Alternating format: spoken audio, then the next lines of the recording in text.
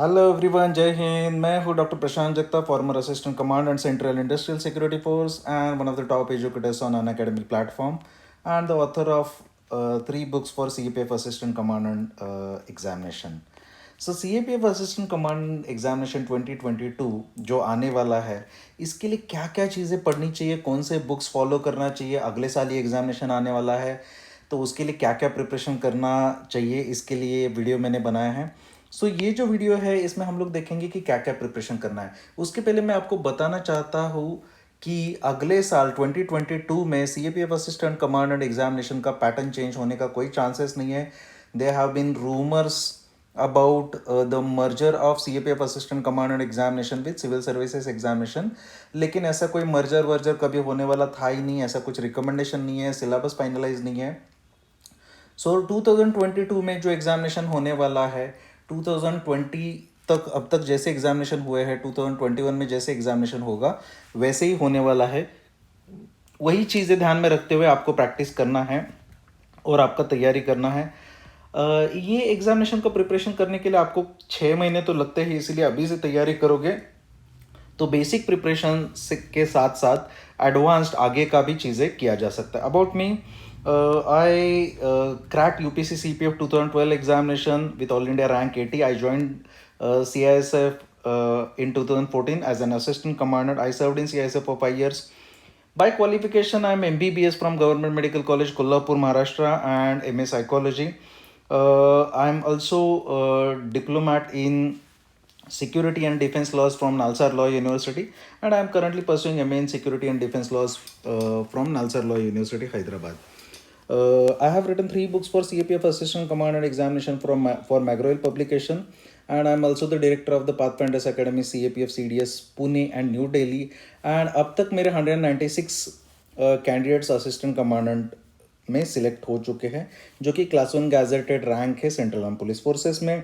Currently, I am one of the top educators on Unacademy platform. I am also the visiting faculty at Competitive Exam Center, Pune University. And previously, before joining CISF, I also worked as medical officer, class 1 gazetted with Government of Maharashtra. And I also worked as assistant lecturer in Government Medical College, Kolhapur in Forensic Medicine and Toxicology Department. Currently, more than 27,000 students are already following me and taking my live classes, online classes on an academic platform, or 46,000 students are following me on my YouTube channel.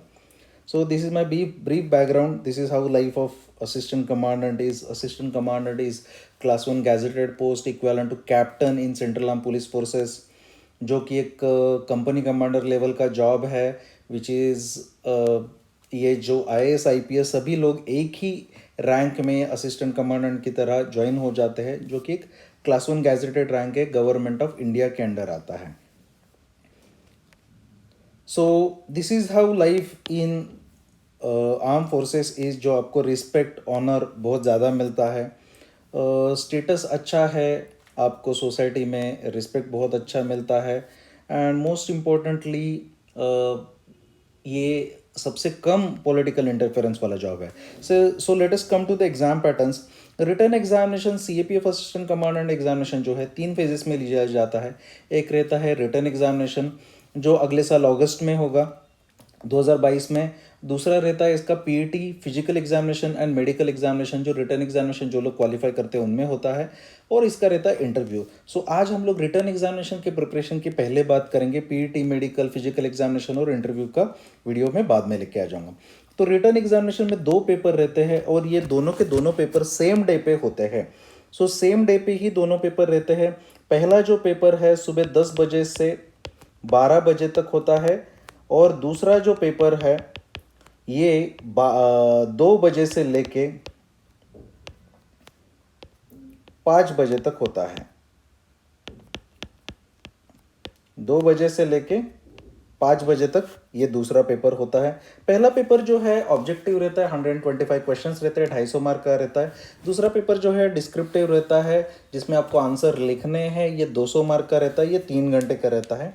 सो पहले paper का नाम है general abilities and intelligence. इसमें जो intelligence जो component है, इसमें general mental ability, जिसको आप मैथ्स बोलते हो, ये बेसिक लेवल का एरिथमेटिक्स है, और रीजनिंग रहता है, वो रहता है। और जो जनरल एबिलिटीज़ है जिसको जनरल स्टडीज़ या फिर जनरल नॉलेज बोला जाता है, ये वाला कंपोनेंट है, इसमें 125 क्वेश्चन रहते हैं। Paper 2 is general studies essay and comprehension. तो इसमें देखा जाता है कि जनरल स्टडीज का नॉलेज चेक किया जाएगा एसे, आर्ग्यूमेंट और रिपोर्ट के हिसाब से, और कॉम्प्रिहेंशन प्रेसी राइटिंग और ग्रामर आपका इंग्लिश लैंग्वेज का ये देखेंगे। सो पेपर 1 जो है सबसे पहले ज्योग्राफी, ज्योग्राफी देखेंगे हम लोग। ज्योग्राफी में जीसी लियोंग, अगर आपके पास टाइम है, सर्टिफिकेट इन फिजिकल ज्योग्राफी एक बार पूरा पढ़ लीजिएगा। उसके बाद आपको इसको सिलेक्टिवली फॉलो करना चाहिए, इंपॉर्टेंट चीज़ें जिसके लिए प्रीवियस ईयर क्वेश्चंस आपको मदद करेंगे। उसके बाद 11 का एनसीईआरटी फिजिकल ज्योग्राफी, 11 का एनसीईआरटी इंडिया फिजिकल, 12 का NCERT fundamentals of human geography and 12th का NCERT India people and economy. These 5 books are enough to qualify UPSC CAPF to assistant commandant examination and even CDS and AFCAT. इसके बाद अगर आपको ये तीनों नहीं पढ़ना है, you can also go through Mahesh Kumar Barnwal का हिंदी मीडियम में या इंग्लिश मीडियम में बुक है, this is one of the option. And atlas is mandatory, कोई भी एक एटलास आप अच्छे से जब भी पढ़ रहे हो एटलास में पक्का रेफर कर लीजिएगा, क्योंकि एटलास बेस्ड क्वेश्चन भी आते हैं और एटलास हम लोग को ये चीज़ें याद रखने में मदद करता है। उसके बाद है हिस्ट्री। जो ज्योग्राफी है उसमें क्वेश्चन आते हैं 15 to 20, तो इसमें अच्छे खासे क्वेश्चन आते हैं, एक्यूरेसी भी अच्छा रहता है। हिस्ट्री में क्वेश्चन आते हैं 15 से 20, लेकिन हिस्ट्री ये कंपोनेंट बहुत ज़्यादा रिलायबल नहीं है, इसलिए शुरुआत में इसे ही लिमिटेड सोर्सेज से हिस्ट्री पढ़ लीजिए। तो हिस्ट्री के लिए क्या कर सकते हैं, हिस्ट्री में एंशिएंट, मिडिवल और मॉडर्न हिस्ट्री रहता है। एंशिएंट हिस्ट्री के लिए नया वाला एनसीईआरटी है जो themes in Indian history 12th standard का, उसको पढ़ लीजिए। अगर आपके पास और टाइम और एनर्जी है तो you can go through either Lucent और अरिहंत के बुक से आप एंशिएंट मिडिवल, अरिहंत का जो मनोहर पांडे सर का बुक है उसके थ्रू आप उसके नोट्स पढ़ सकते हैं। मिडिवल हिस्ट्री के लिए नया वाला NCERT themes in Indian history part 2 जो मिडिवल हिस्ट्री है, और सेम चीज़ ल्यूसेंट और अरिहंत में से मिडिवल वाला पैटर्न ल्यूसेंट या अरिहंत से आप पढ़ सकते हो। और तीसरा वाला पार्ट मॉडर्न इंडियन हिस्ट्री जो सबसे इंपॉर्टेंट कंपोनेंट है, इसमें themes in Indian history part 3 और उसके बाद ल्यूसेंट या अरिहंत से पढ़ सकते हो। और स्पेक्ट्रम या फिर स्पेक्ट्रम आप पढ़ सकते हो, स्पेक्ट्रम पब्लिकेशन का राजीव अहिर सर जो आईपीएस है उनका बुक है, या फिर आप बिपिन चंद्रा पढ़ सकते हो। इसके लिए और भी ऑप्शन है, अगर ये तीनों भी आपको नहीं करना है, इसके साथ साथ आप तमिलनाडु बोर्ड का उसकी किताबें आप जो है हिस्ट्री की वो भी पढ़ सकते हो, वो भी चलेगा। लेकिन हिस्ट्री ये कंपोनेंट अनरिलायबल है, इतना पढ़ने के बाद भी हिस्ट्री के क्वेश्चंस ठीक से आएंगे इसका कुछ गारंटी नहीं रहता। पॉलिटी कंपोनेंट एक बहुत अच्छा रिलायबल कंपोनेंट है जिसको लिमिटेड रिसोर्सेस में बहुत अच्छा एक्यूरेसी से अच्छे मार्क्स लाया जा सकता है। सो पॉलिटी पढ़ने के लिए 11th का एनसीईआरटी आपने सबसे पहले स्टार्ट करना चाहिए, इंडियन कॉन्स्टिट्यूशन एट वर्क। ये आपको थोड़ा सा क्लैरिटी देगा कि इंडियन कॉन्स्टिट्यूशन है क्या है, कैसे काम करता है, और बहुत ही सिंपल तरीके से एनसीईआरटी में समझाया है। उसके बाद मेरे हिसाब से आपने ये पढ़ने के बाद ही Indian polity by M Laxmikanth जो यूपीएससी के लिए सबसे इम्पोर्टेंट बेसिक बुक माना जाता है वो पढ़ना चाहिए। उसमें से सिलेक्टिव टॉपिक्स पढ़ने चाहिए डिटेल में, और सिलेक्टिव टॉपिक के थ्रू आपको जाना चाहिए। जो प्रीवियस ईयर क्वेश्चन पेपर जब आप पढ़ोगे ये आपको गाइड करेंगे कि कौन से टॉपिक के ऊपर कितना क्वेश्चन आता है। सो इंडियन पॉलिटी ये आपका काफ़ी अच्छा होना चाहिए, यही आपको पेपर 2 में भी मदद करेगा। इसके बाद इकोनॉमिक्स। सो इकोनॉमिक्स ये जो कंपोनेंट है इसके क्वेश्चन ज़्यादा नहीं आते, 8 से 12 ही क्वेश्चन आते, तो इसके पीछे ज़्यादा भागने का ज़रूरत नहीं है। इकोनॉमिक्स ये जो है सिविल सर्विसेज एग्जामिनेशन से काफ़ी अलग है, इसमें भी इसके 3-4 क्वेश्चन करंट अफेयर्स में से आ जाएंगे। सो 7-8 क्वेश्चन के लिए बहुत ज़्यादा मत पढ़िए। 11th का NCERT Indian economic development, 12th का एनसीईआरटी मैक्रो इकोनॉमिक्स सिलेक्टिव, और 12th के NCERT micro economics selective previous year questions देख के इसको पढ़ लीजिए। अगर ये मैक्रो और माइक्रो इकोनॉमिक्स समझ में नहीं आ रहा है, you can also take help of YouTube sessions. बहुत सारे अच्छे टीचर्स ने मैक्रो इकोनॉमिक्स और माइक्रो इकोनॉमिक्स के यूट्यूब सेशन लेके रखा है, और इसके नोट्स निकाल के भी आप इसमें से कर सकते हो। General science is one of the most important parts of CPF assistant commandant paper 1, क्योंकि जनरल साइंस के पिछले साल 2020 में क्वेश्चन आए थे 34, on an average 25 to 30 question इसमें आ जाते हैं। सबसे ज़्यादा वेटेज का ये पार्ट है। इसके लिए जो आपको पढ़ना है, जो डायरेक्ट क्वेश्चन आते हैं एनसीईआरटी से 6 to 10th एनसीईआरटी एक बार तो पढ़ लीजिए। और इसको मार्क करके मैंने जो मेरे जो टेलीग्राम चैनल है उसमें दे दिया है हाईलाइट करके। उसके नोट्स निकाल के आप इसमें पढ़ सकते हैं। इसके फ्री सेशंस भी मैंने कंडक्ट किए हैं। अगर आपको ये एनसीईआरटीज नहीं पढ़ना है, जो कि सबसे आसान है समझने के लिए, नहीं पढ़ना है तो आप Arihant encyclopedia of general science भी कर सकते हो, या फिर आप ल्यूसेंट जनरल साइंस भी कर सकते हो। और 11th-12th के कुछ चैप्टर सिलेक्टिवली पढ़ना है बायोटेक्नोलॉजी इन्वायरमेंट से रिलेटेड, या फिर आप सचिन बस के जनरल साइंस का जो बुक है उनका वो भी फॉलो कर सकते हो। लेकिन ये वाला कंपोनेंट आपने बिल्कुल भी निगलेक्ट नहीं करना चाहिए। This is one of the highest scoring component of CAPF assistant commandant examination. Current affairs जो है, करंट अफेयर्स इसका जो है persons in news, places in news, awards, rewards, personalities रहता है, जो कि सिविल सर्विसेज में नहीं है। सिविल सर्विसेज का करंट अफेयर्स ये करंट अफेयर्स से बिल्कुल अलग है। इसीलिए सिविल सर्विसेज का करंट अफेयर्स इसमें काम में नहीं आएगा। रादर सीडीएस, एफकैट या फिर एसएससी एग्जामिनेशन का करंट अफेयर्स आपको सीएपीएफ असिस्टेंट कमांडेंट के लिए काम में आ सकता है। इसमें बुक्स आते हैं, इसमें स्पोर्ट्स आते हैं, मिलिट्री आता है, तो इसके ऊपर आप काम कर लीजिएगा। फिर अगर आपको नोट्स चाहिए, करंट अफेयर्स के मंथली नोट्स मैंने सीएपीएफ के लिए, सीडीएस के लिए, एफकैट के लिए बना के रखे हैं, जो मेरे क्रैक सीएपीएफ नाम का टेलीग्राम चैनल है, इसमें आपको ये मंथली वाले नोट्स भी फ्री में मिल जाएंगे। आप चाहते तो उसमें ज्वाइन कर सकते हो। फिर general mental ability, quantitative aptitude, data interpretation and reasoning के लिए सीएपीएफ के प्रीवियस ईयर सॉल्व पेपर पढ़ लीजिए। अगर आपके पास टाइम और एनर्जी है तो आरएस अग्रवाल आप सिलेक्टिव पढ़ सकते हो, या सिंपली प्रीवियस ईयर क्वेश्चन को गूगल करके यूट्यूब में इसके सेशंस दिए हैं। टॉपिक को क्लासीफाई करो और क्लासीफाइड टॉपिक यूट्यूब पे देख के भी आप प्रिपरेशन कर सकते हो। 15 to 25 इसमें से क्वेश्चन आते हैं और ये रिलायबल कंपोनेंट है, इसमें अच्छे मार्क्स आते हैं। एमसीक्यू अगर प्रैक्टिस करना है तो सीएपीएफ असिस्टेंट कमांडेंट एग्जामिनेशन का previous year topic wise solve paper आप मैग्रो हिल का खरीद सकते हो, या फिर दिशा पब्लिकेशन का बुक भी अच्छा है, 10,000 objective MCQs with explanatory notes, जिसमें टॉपिक वाइज हर एक टॉपिक पढ़ने के बाद आप एमसीक्यू सॉल्व कर सकते हो। अल्टरनेटिवली इसके साथ साथ आपको करना है तो सिविल सर्विसेज एग्जामिनेशन का प्रीलिम्स का आप कर सकते हो, लेकिन दो ही सब्जेक्ट में काम में आएगा, इसका साइंस काम में नहीं आएगा। दो सब्जेक्ट में आपको काम में आएगा, एक पॉलिटी और दूसरा जियोग्राफी। ये दो टॉपिक के आप सिविल सर्विसेज के प्रीलिम्स के प्रीवियस ईयर क्वेश्चन करके भी कर सकते हो। लेकिन by and large civil services के प्रीलिम्स के पेपर्स, अगर आप टेस्ट पेपर्स आप सॉल्व कर रहे हो, वो आपको ये एग्जाम के प्रिपरेशन करने के लिए ज़्यादा मदद में नहीं आएंगे, आपको स्पेसिफिक करना पड़ेगा। इसका जो पेपर 2 है ये डिस्क्रिप्टिव पेपर है। इसमें आप एसेज मतलब निबंध आप हिंदी या इंग्लिश में लिख सकते हो, जो मीडियम चूज किया है उसी में लिखना पड़ता है। इसका टॉपिक यूपीएससी ने ऑलरेडी दिया है, modern Indian history, freedom struggle, geography, polity, economics, knowledge of security, human rights issues and analytical ability. Basically ये सभी टॉपिक्स करंट अफेयर्स के ऊपर रहते हैं, ये फैक्चुअल टॉपिक नहीं रहते, ये सारे टॉपिक्स एनालिटिकल रहते हैं।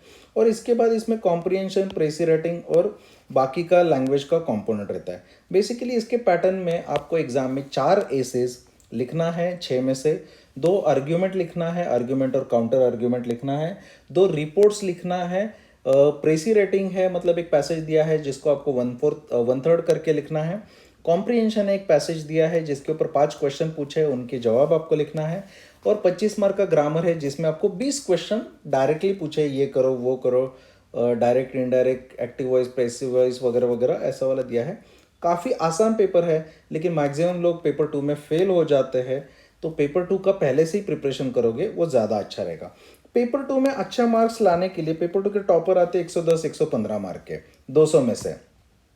और अगर आपको पेपर 2 में मतलब एग्जाम में फाइनली अगर मेरिट लिस्ट में आना है तो आपको आइडियली जो मार्क है 80-90 से ऊपर ही मार्क लाना पड़ेगा। उसके लिए आपको क्लैरिटी चाहिए कि क्या रीड करना है, कैसे रीड करना है, प्रैक्टिस कैसे करना है, क्वेश्चंस कैसे पूछे जाते हैं, और अच्छे मार्क्स लाने के लिए इंप्रूवमेंट कैसे करना है। इसके लिए बहुत ही कम गाइडेंस अवेलेबल है। दूसरा, इसका टाइम मैनेजमेंट करना बहुत ही मुश्किल हो जाता है क्योंकि ये 3 घंटे का पेपर है। और इसमें अटेम्प्ट जो है 200 में से 200 का किया जाना चाहिए। अगर थोड़ा भी कम अटेम्प्ट कर लिया तो आप ऑलरेडी अपने आप को कंपटीशन से बाहर फेंक रहे हो। And next level is important thing is content quality लाना बहुत ही ज़रूरी है। वो ट्रक भर के गोबर नहीं चाहिए, थोड़ा सा सोना रहेगा तो भी चल जाएगा। जो पूछा है वो बताना यूपीएससी ने ज़्यादा ज़रूरी है रादर देन कुछ भी लिख के आना।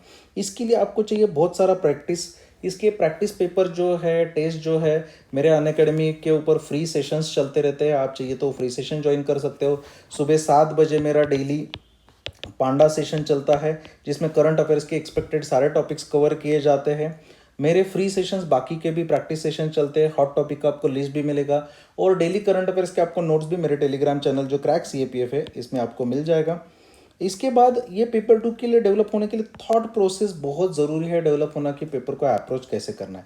Mainly paper 2 is about transformation, information के बारे में नहीं है ये।